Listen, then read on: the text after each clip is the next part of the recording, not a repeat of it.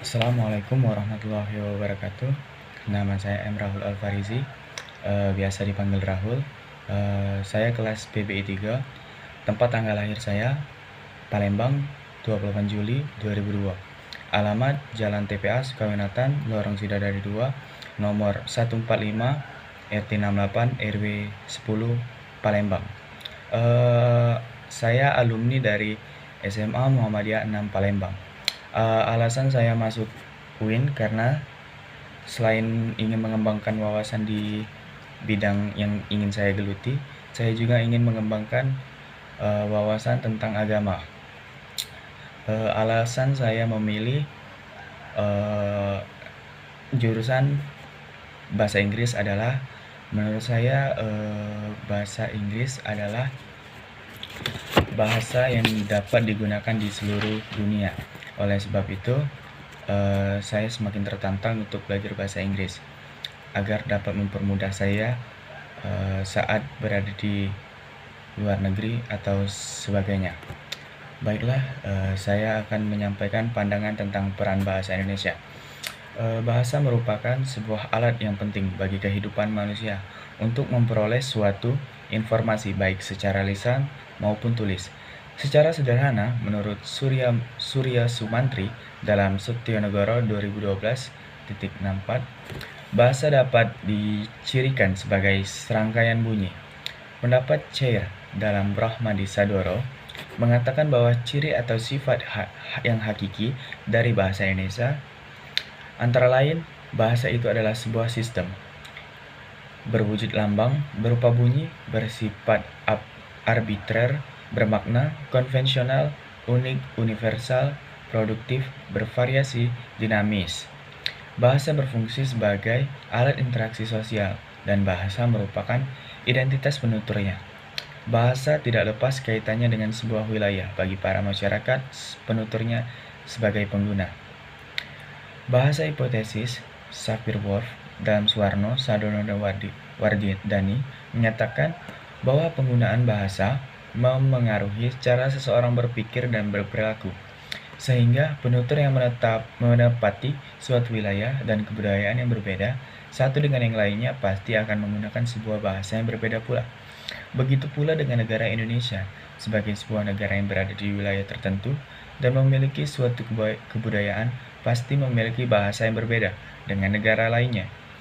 Bahasa Indonesia adalah bahasa yang dimiliki oleh negara Indonesia sejak peristiwa Sumpah Pemuda tanggal 28 Oktober 1928 dan sebagai bahasa nasional pemersatu bangsa. Menurut Suminar, bahasa Indonesia merupakan bahasa nasional yang berfungsi sebagai alat komunikasi yang mempunyai peran sebagai penyampaian informasi. Menurut Rahayu, bahasa Indonesia sebagai bahasa nasional yang berfungsi sebagai alat komunikasi mempunyai peran sebagai penyampai informasi. Menurut Alwi, dalam Daimon, bahasa Indonesia merupakan kebanggaan bagi bangsa Indonesia. Itu bukan hanya berfungsi sebagai alat komunikasi, lisan dan tulis, tetapi secara objektif berfungsi sebagai 1. Alat pemersatu, 2. Pemberi kekhasan, 3. Pembawa kewibawaan, dan 4. Kerangka acuan. Menurut Devianti, bahasa Indonesia sebagai bahasa nasional Republik Indonesia mempunyai fungsi khusus sebagai kepentingan bahasa Indonesia, yaitu 1. Sebagai bahasa resmi. Maksudnya bahasa Indonesia merupakan sebuah alat yang berfungsi sebagai administrasi negara. Fungsi itu terdapat dalam surat-surat resmi, peraturan-peraturan, perundang-undangan, pidato, dan pertemuan-pertemuan resmi. 2. Sebagai bahasa persatuan. Maksudnya bahasa Indonesia berfungsi sebagai alat untuk mempersatukan suku-suku di Indonesia yang masing-masing memiliki bahasa dan dialek berbeda. Maka dalam mengintegrasikan semua suku tersebut, bahasa Indonesia memainkan peranan yang penting. 3. Sebagai bahasa kebudayaan, yakni bahasa Indonesia memiliki peran sebagai wadah untuk menampung kebudayaan, yang artinya bahasa Indonesia berfungsi sebagai alat pengantar untuk mengajar ilmu, pengetahuan, dan kebudayaan. Berkembangnya waktu, penggunaan bahasa Indonesia bukan hanya digunakan sebagai alat pertukaran globalisasi. Saat ini bahasa Indonesia juga digunakan sebagai penghela ilmu pengetahuan dan digunakan oleh penutur asing. Seperti penggunaan bahasa Indonesia yang banyak digunakan mahasiswa asing dalam pelajaran BIPA. Hal ini merujuk pada pendapat Sadono. Bahasa yang paling dominan adalah bahasa Indonesia, BIN. Oleh karena dalam pembelajaran BIPA, diwajibkan menggunakan bahasa Indonesia sebagai bahasa pengantar. Era globalisasi yang diwajibkan menggunakan bahasa Indonesia berkembang saat ini. Suatu negara bukan hanya dapat menggunakan suatu bahasa dalam kehidupan sehari-hari maupun untuk bidang keilmuan, tapi juga bahasa asing, terutama bahasa Inggris, yang ditetapkan sebagai bahasa internasional.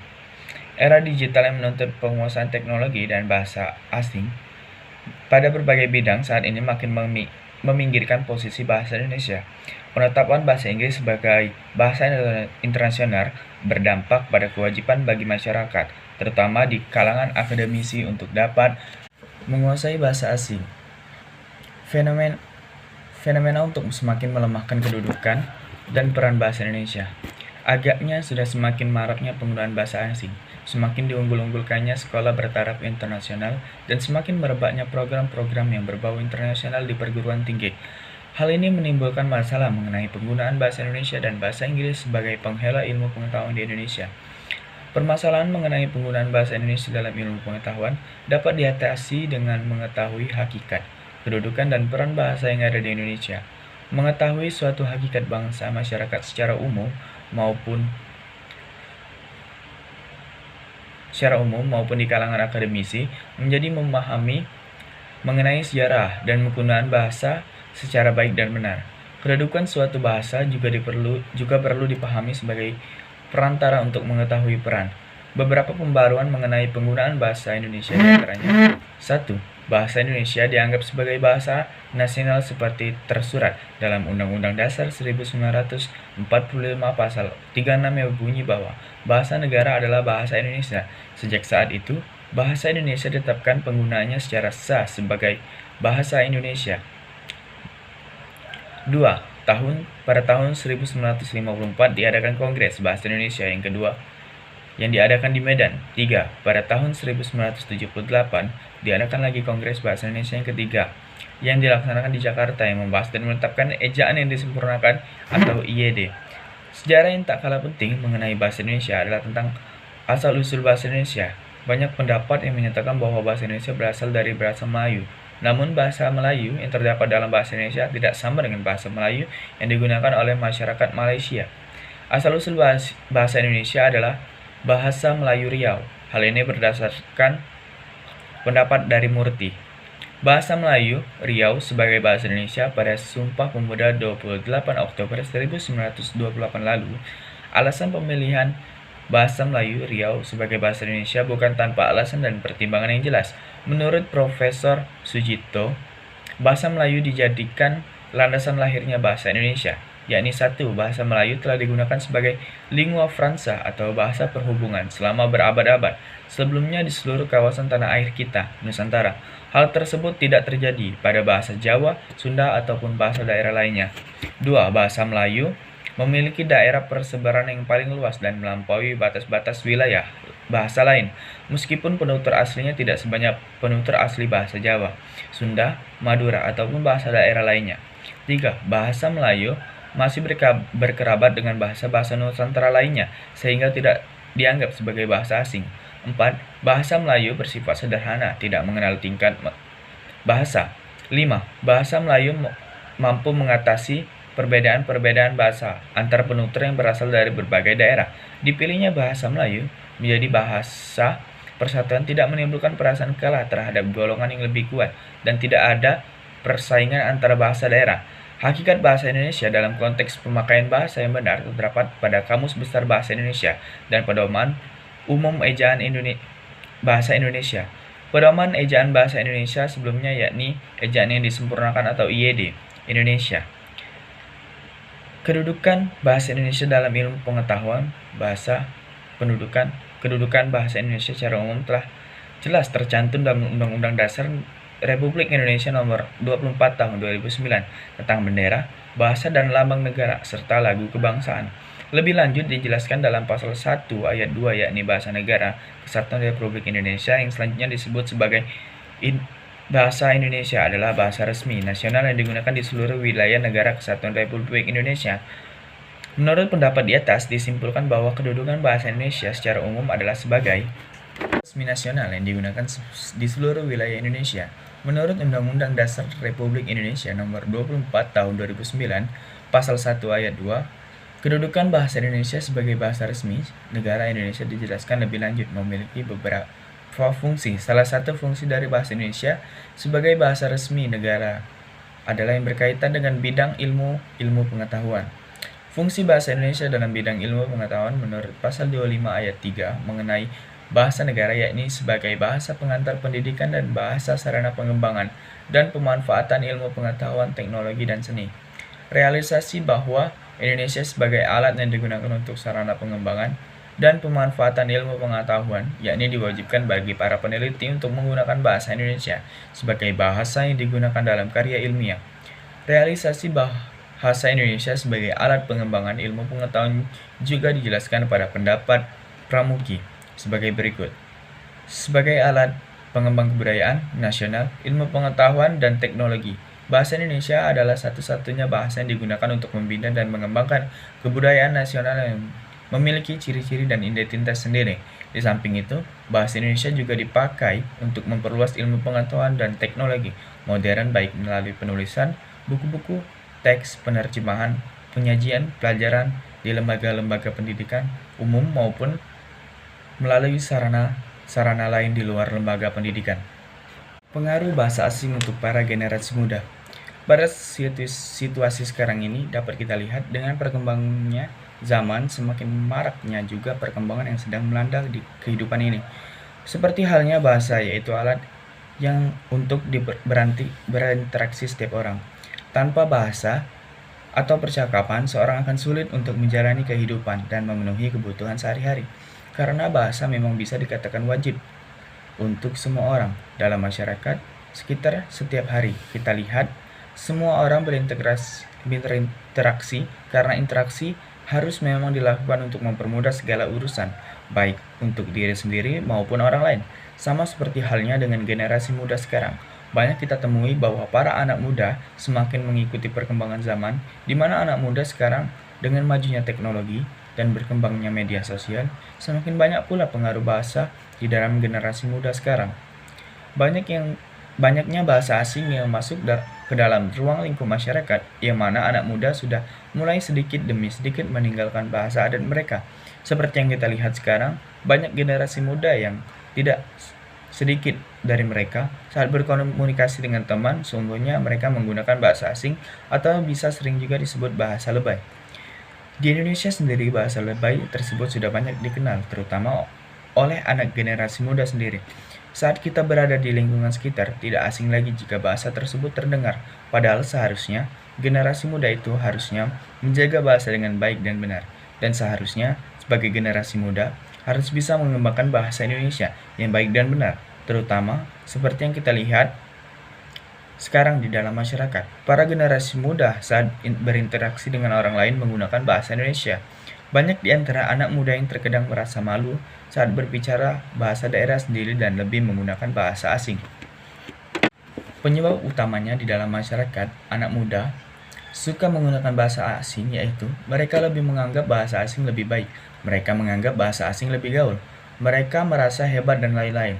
Padahal tugas di generasi muda yaitu menjadi panutan bagi generasi selanjutnya, yang mana generasi muda harus bisa mengajarkan bahasa Indonesia dan bahasa daerah dengan baik dan benar, agar anak Indonesia bisa menjadikan bahasa tersebut sebagai bahasa yang baik dan benar, dan supaya mereka berkeinginan untuk mempelajarinya.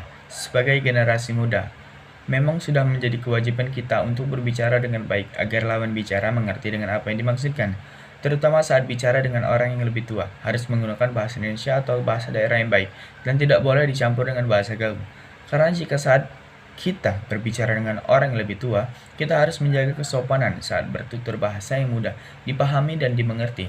Seperti halnya yang ada di masyarakat kita sekarang. Adanya anak muda sekarang saat berbicara di rumah pun tidak sopan dengan orang tuanya, seperti menggunakan bahasa asing yang mana saat kita berbicara, pasti otomatis orang tua kita juga sulit mengerti seperti biasanya ketika saat di rumah. Itu pasti berbicara bahasa daerah agar kelihatan sopan dan agar kita selalu ingat dengan bahasa daerah kita. Dan sebagai anak generasi muda sudah saat tugas kita menjaga bahasa daerah agar tidak punah dan agar bahasa daerah tersebut berkembang. Seharusnya kita juga bisa membawa suku lain agar bisa belajar mempelajari bahasa daerah kita juga, agar bahasa daerah semakin berkembang dan semakin membuat kita menjadi bersemangat saat menjalaninya, karena suku lain juga ikut serta dalam mempelajari bahasa kita tersebut. Banyak hal yang kita lihat sekarang yaitu di dalam masyarakat, saat ada penduduk atau suku lain tinggal di kota, pasti kita karena mereka ingin ikut dalam serta menjaga bahasa daerah agar tidak punah. Contohnya, sepertinya di daerah kita ini, di Gayo. Begitu banyak suku yang berimigrasi ke dataran tinggi Tanah Gayo. Betapa banyaknya suku yang berada di sini. Hampir dari sebagian besar dari mereka pun sudah banyak yang pandai berbicara bahasa Gayo tersebut. Karena selain kita bisa mempererat tali silaturahmi dengan antara suku, juga mempermudah dalam menjalani kehidupan sehari-hari, baik saat bekerja dan saat berinteraksi di masyarakat sosial. Jadi seharusnya anak generasi muda sadar bahwa bahasa yaitu sangat berhubungan erat tanpa kehidupan di masyarakat. Dan saat kita menggunakan bahasa asing, pasti banyak dari setiap orang yang mendengar, terutama orang tua sendiri, menganggap kita tidak sopan karena berbahasa yang tidak dimengerti oleh sebagian orang. Tugas kita yaitu harus bisa menjadikan bahasa daerah tersebut berkembang dan menarik perhatian oleh orang agar mau mempelajari bahasa daerah kita. Jadi kita harus membuat bahasa daerah tersebut bisa dipelajari oleh generasi selanjutnya. Dengan cara kita harus menjaga tanpa mengubah kata-kata menjadi bahasa asing. Kalau bukan generasi muda yang sekarang yang mengembangkan, siapa lagi yang membuat bahasa tersebut menjadi terjaga keasliannya tanpa mengubah bahasa tersebut dicampur-campur dengan bahasa asing. Sekarang tugas kita untuk menjaganya agar orang juga tahu bahasa daerah kita ke depannya. Saat suatu hari nanti bahasa kita berkembang dan semakin banyak yang mengenalinya, pasti kita juga akan bangga sebagai anak Indonesia. Upaya pelestarian bahasa daerah. Bahasa daerah adalah bahasa yang dituturkan di suatu wilayah dalam sebuah negara kebangsaan, apakah itu pada suatu daerah kecil, negara bagian, atau provinsi. Keberadaan bahasa daerah sangat erat kaitannya dengan eksistensi suku bangsa yang melahirkan dan menuturkan bahasa tersebut. Bahasa Indonesia menjadi unsur pendukung utama tradisi dan adat istiadat. Bahasa juga menjadi unsur pembentuk sastra, seni kebudayaan, hingga peradaban sebuah suku bangsa.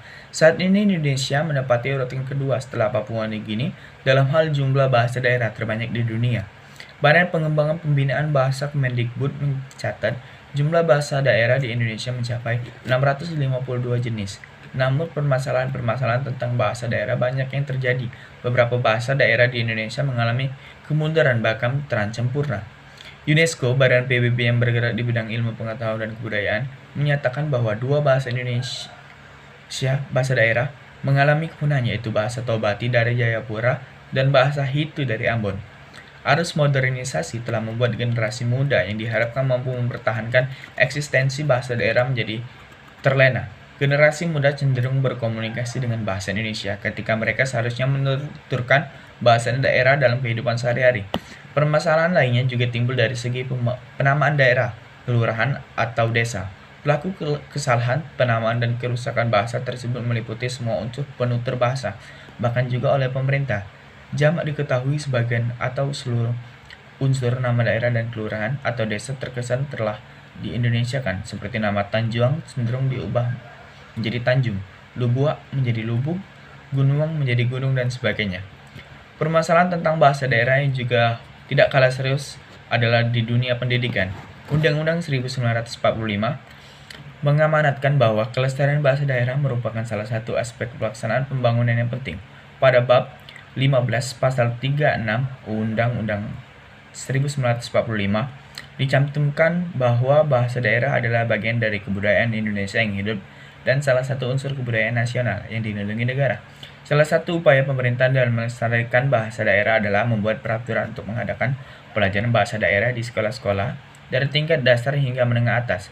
Sebelumnya, Sumatera Barat merupakan salah satu provinsi di Indonesia yang menerapkan pembelajaran muatan lokal, yakni budaya alam Minangkabau. Namun sejak ditetapkannya kurikulum 2013 di setiap jenjang pendidikan Indonesia, menyebabkan pembelajaran muatan lokal dihapuskan, termasuk pembelajaran budaya alam Minangkabau. Akibatnya pengetahuan generasi muda tentang bahasa pun ikut berkurang. Pelajar yang seharusnya memiliki peran penting dalam melestarikan bahasa daerah hanya bisa pasrah dengan tuntutan kurikulum.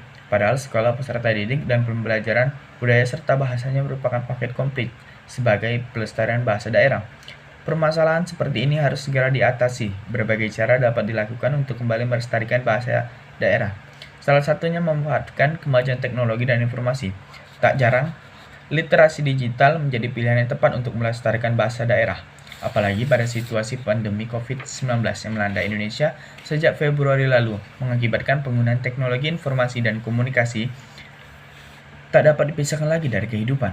Apapun pekerjaan dilakukan secara daring, menggunakan aplikasi canggih seperti Zoom Meeting dan sejenisnya. Penggunaan aplikasi semacam ini sebetulnya juga bisa dimanfaatkan untuk melestarikan bahasa daerah. Salah satu upaya pelestarian bahasa daerah yang memanfaatkan digital adalah penggunaan aplikasi kuis. Kuis merupakan sebuah webtool yang membuat permainan kuis interaktif yang dapat digunakan dalam proses pembelajaran. Penggunaan yang sangat mudah. Kuis interaktif ini memiliki hingga 5 pilihan jawaban, termasuk jawaban yang benar. Tidak hanya bisa digunakan dalam proses pembelajaran, aplikasi kuis ini juga bisa digunakan oleh siapa saja. Bentuk pelestarian bahasa daerah semacam ini dinilai efektif, karena selain mengasah kemampuan kita dalam menjawab pilihan yang disediakan, selama kuis berlangsung kita dapat memahami bahasa daerah yang baik. Sebagai contoh, ketika dalam kuis tersebut ditanyakan, ayam mengakeh tanah. Arti kata mengakeh dalam bahasa Indonesia adalah dengan pilihan jawaban mengais, mencari, dan menginjak. Tanpa kita sadari, setelah membaca soal yang bersangkutan, kita langsung hafal. Adalah cando ikan pulang kalabua. Adalah pertanyaan makna kata tersebut. Adalah seperti ikan pulang ke laut, telah kembali ke tempat asalnya, seperti ikan pulang ke danau.